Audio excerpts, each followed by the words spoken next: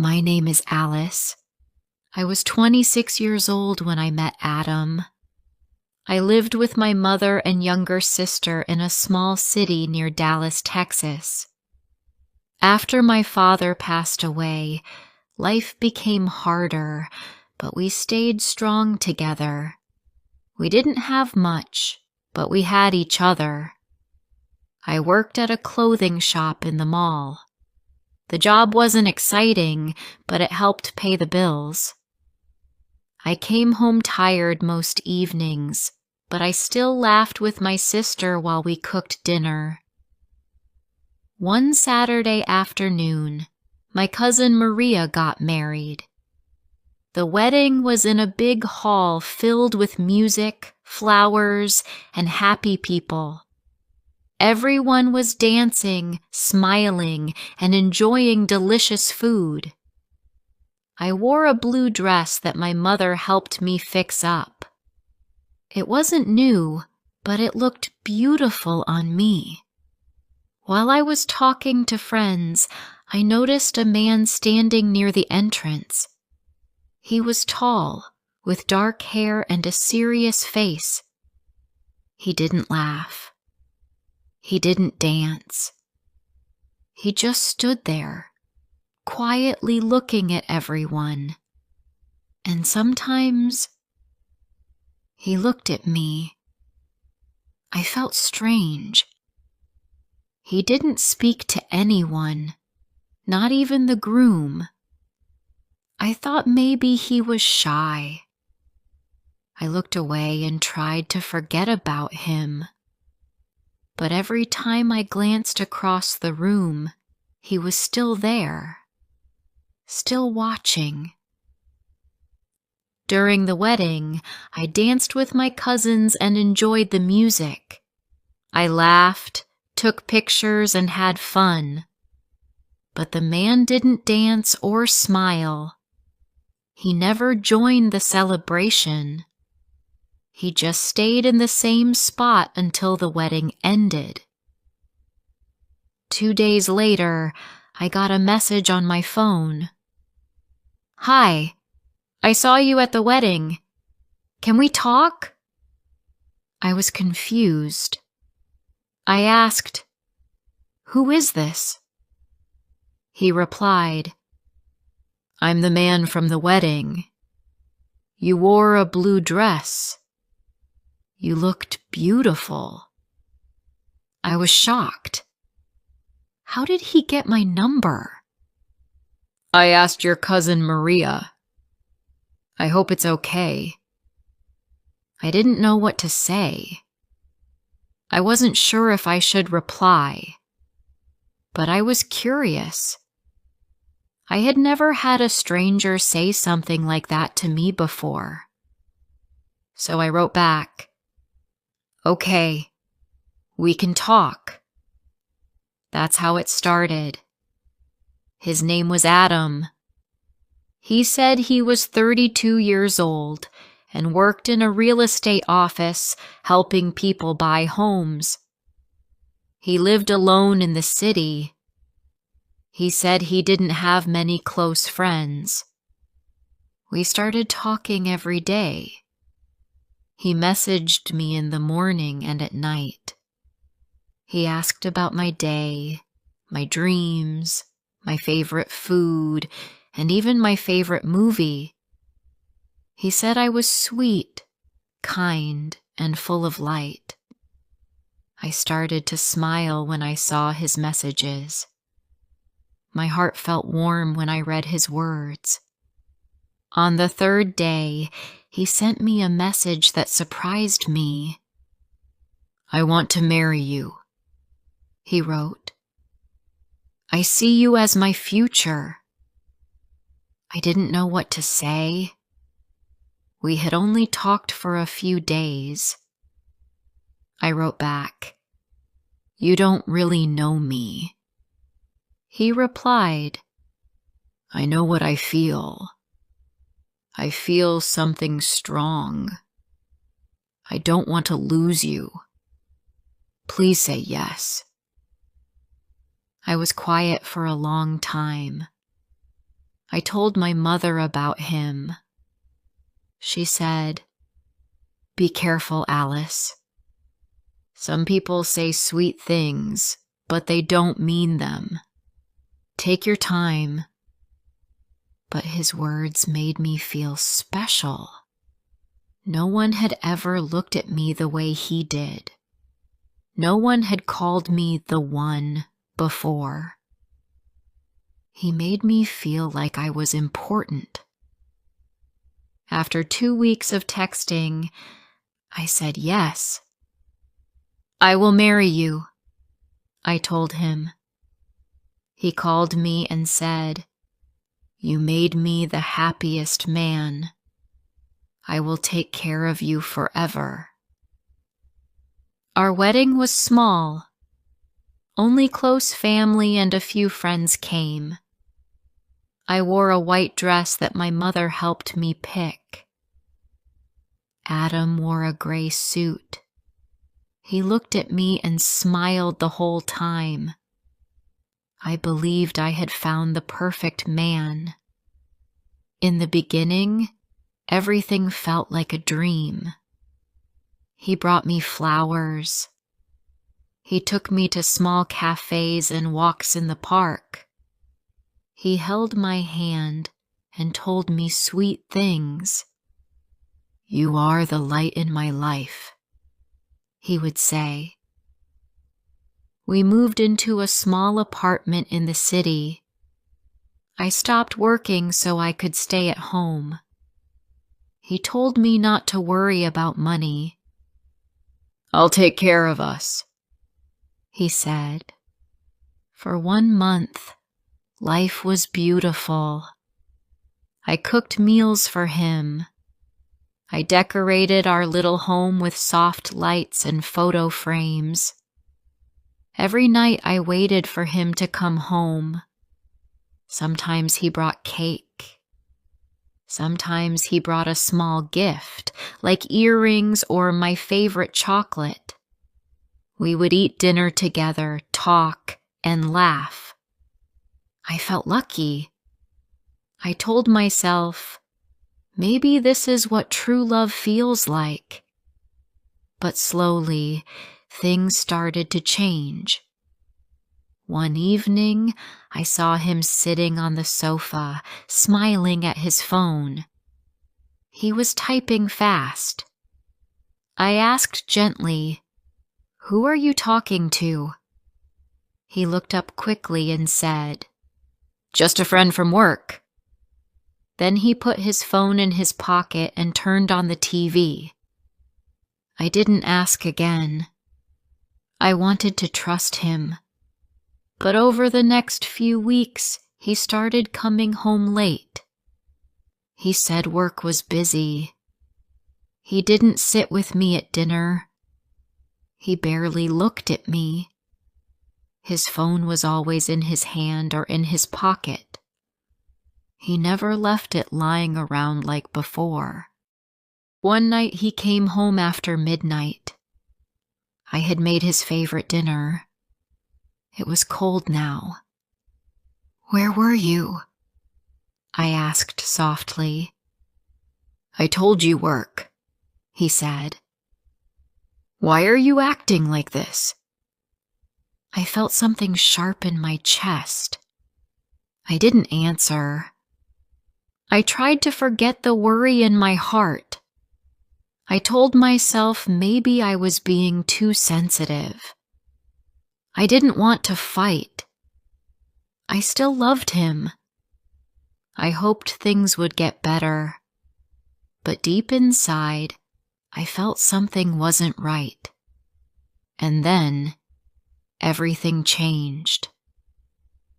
Before I share the rest of my story, I want to ask you something. Where are you listening from?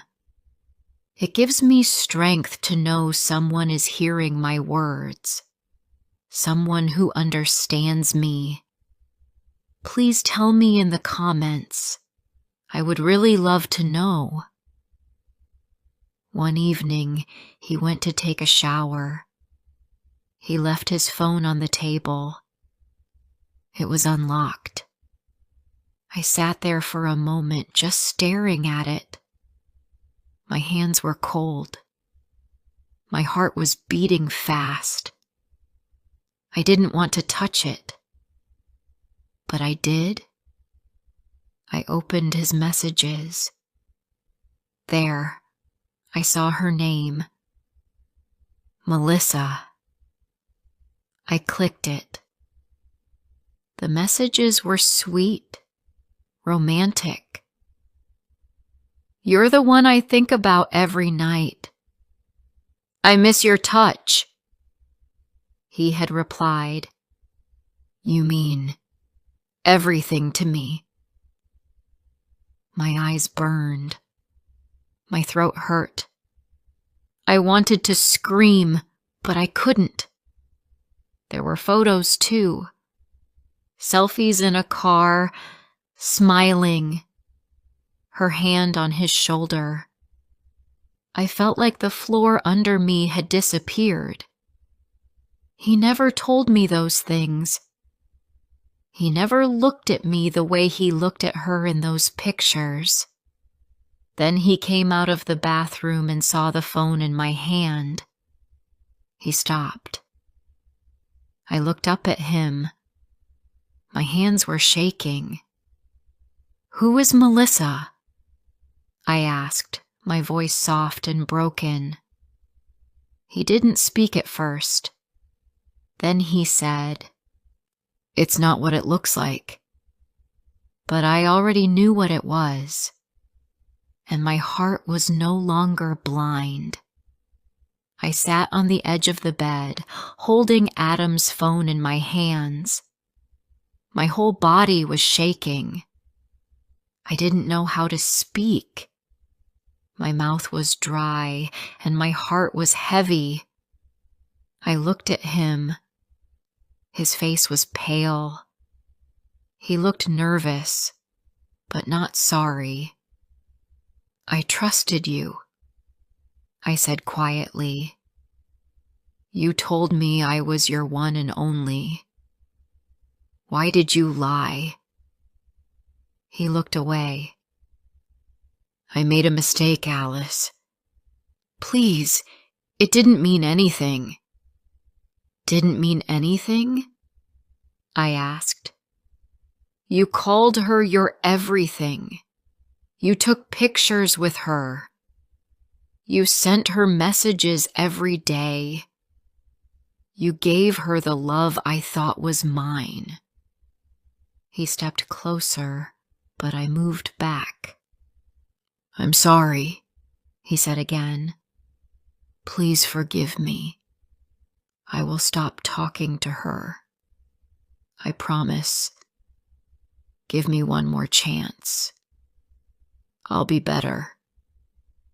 I didn't reply. I couldn't. I went to the bedroom and locked the door. I cried the whole night.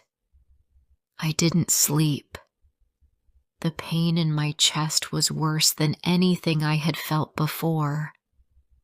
I kept thinking about the messages, about the pictures, about his smile that was never for me. In the morning, I packed my clothes slowly. I didn't take everything, just what I needed. I didn't say a word to him. I left the apartment and took a taxi to my mother's house. When she opened the door, she looked surprised. Alice? What happened? I hugged her tightly and started to cry. I didn't tell her everything. I only said, I need to stay here for a while. She held me close. Of course, my child. Stay as long as you want. For the next few days, I didn't talk much. I stayed in my old room, thinking about everything. My younger sister Emma tried to cheer me up, but I didn't feel like smiling. Every time I closed my eyes, I saw the messages. I saw the pictures. Adam called me every day. I didn't answer. He sent messages, begging me to come back. He said he had deleted Melissa's number. He said he was lost without me. After 1 week, my mother sat with me in the kitchen. "What happened, Alice?" she asked gently. I looked down at my cup. He was talking to another woman, sending her love messages. They were together before our marriage. He didn't stop even after we got married. My mother gasped. "Are you sure?" I nodded slowly. I saw the messages. I saw pictures. He said he was sorry, but I can't forget what he did. She held my hand. "It's hard, I know, but you have to think about your future. Do you want to stay married? Or do you want to leave?" "I don't know," I said. "I still love him, but I feel broken." She didn't tell me what to do. She just said, "Whatever decision you make, I will stand with you." Later that day, Adam came to the house. My mother opened the door. I was in my room. I didn't want to see him, but she called me. "Come, Alice. He's here." I walked slowly to the living room. Adam stood there holding a small bag. His eyes looked tired. "I brought something for you," he said, handing me the bag. I didn't open it. "Please, Alice. I know I hurt you. I was foolish. But I love you. I want to fix this. Let me try again. For us."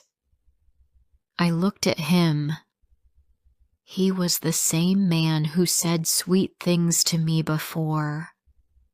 The same man who made me feel special. But also the same man who lied.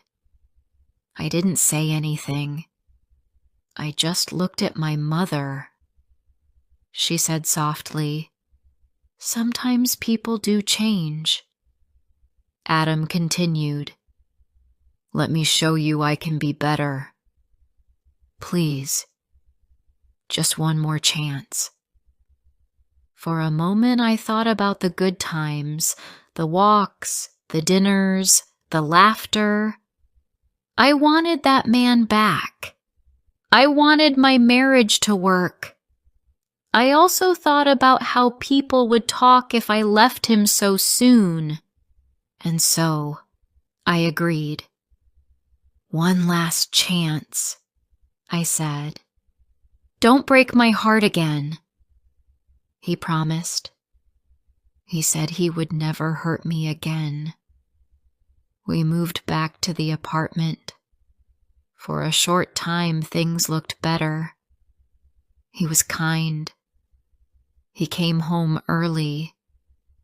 He gave me time and attention. He said he was lucky to have me. I wanted to believe him. We tried to rebuild our life. I cleaned the apartment, cooked our favorite meals, and we watched movies together again.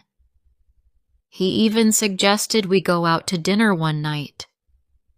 I smiled and thought, maybe he's really changing. But something in me had changed too. I didn't feel the same. I couldn't laugh the way I did before. I couldn't trust him fully.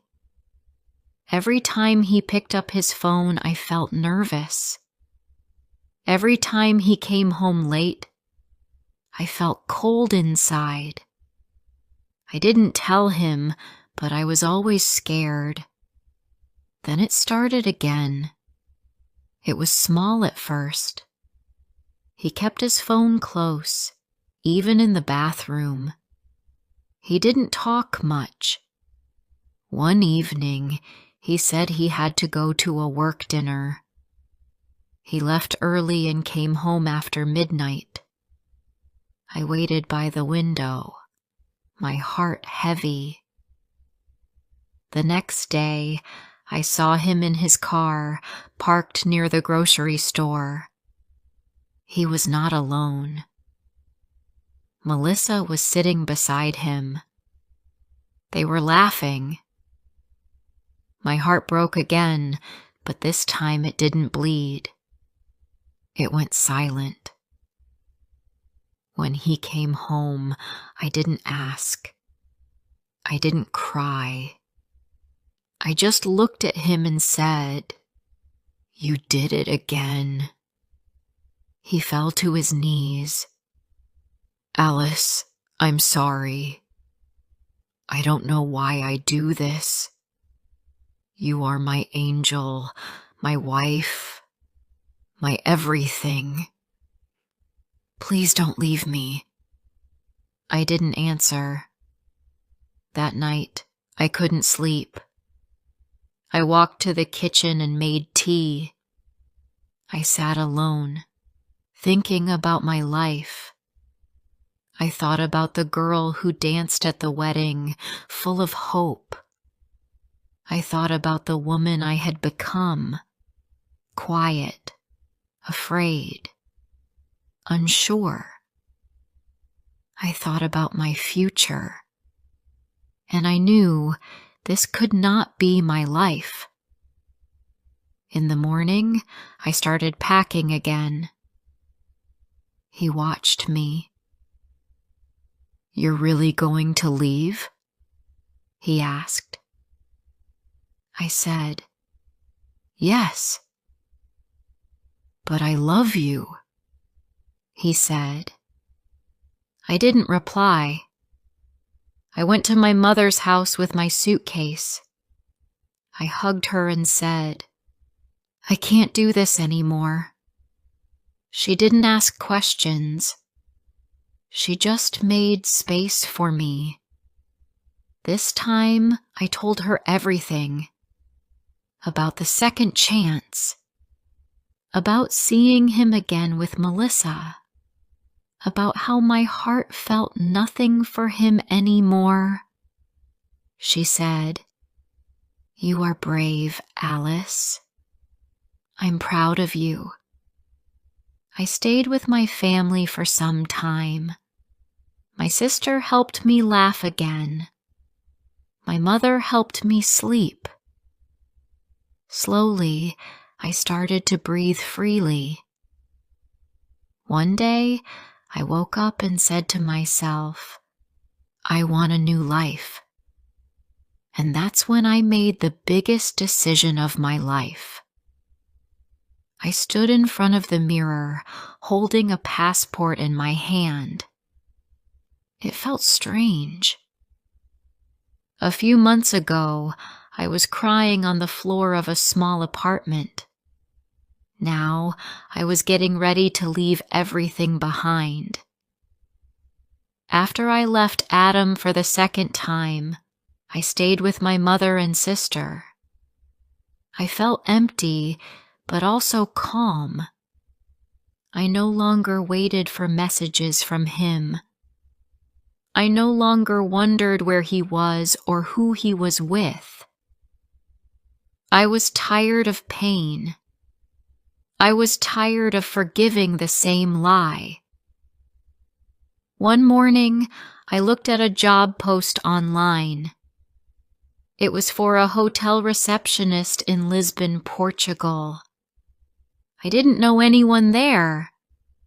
I had never left the country before. But something inside me said, "Go." I showed it to my mother. "You want to go abroad?" she asked. "Yes," I said. I want to start again. Somewhere far away. She looked at me for a long time. It won't be easy. I know, I said. She didn't stop me. She helped me fill out the forms and collect my documents. My sister cried when I told her. I'll miss you, she said. I'll miss you too, I replied, holding her tight. It took 2 months to get everything ready. I sold my clothes, my phone, even my small gold earrings to buy a plane ticket. I didn't want to ask Adam for anything. I wanted to leave with nothing that had his name on it. The day before my flight, Adam came to my mother's house. I was in the garden when he arrived. He looked tired and thin. Where are you going? He asked. Far, I said. I heard you're leaving the country, he said. Yes. For good. He was quiet for a moment. Then he said, Can I say something? I waited. I know I hurt you, he said. I ruined everything. You were the best thing that ever happened to me.